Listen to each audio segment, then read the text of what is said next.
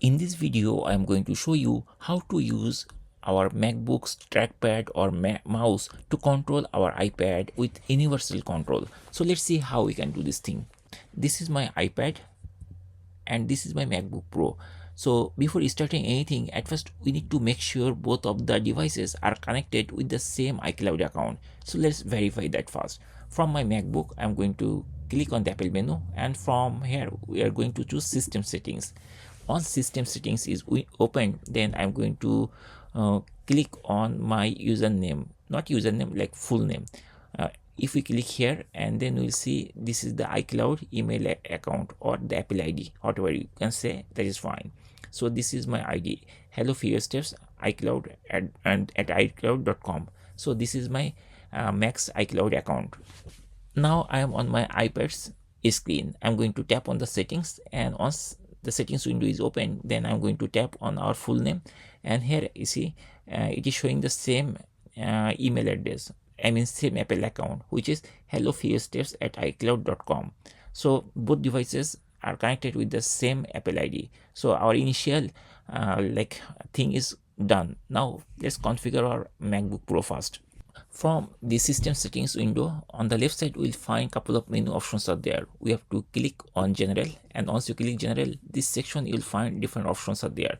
From here we have to choose this option, airdrop and handoff. I'm going to click here and it will be expanded. From here we need to turn these two things on.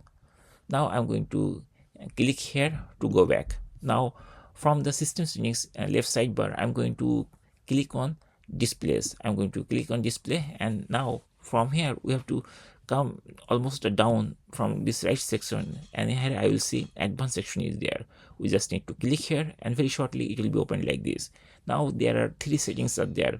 We need to turn all of them.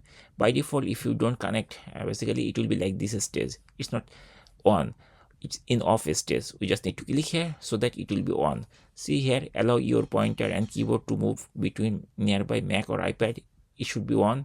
Push through the edge of the display to connect a nearby Mac or iPad. This should be on. And also automatically reconnect to any nearby Mac or iPad. This should be on. Once you configure all of these three, then press the done button. Now it will be done. Now from our setting, like MacBook, almost we are done. Okay, one more thing I forgot to tell you, the Bluetooth, it should be turned on.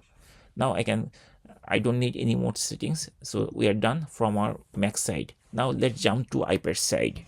Inside my iPad, I'm still in the settings window. At first I need to make sure my Bluetooth is on. So the Bluetooth is on. Now I'm going to tap on the general again. So from here, general, and right side we'll see different options are there.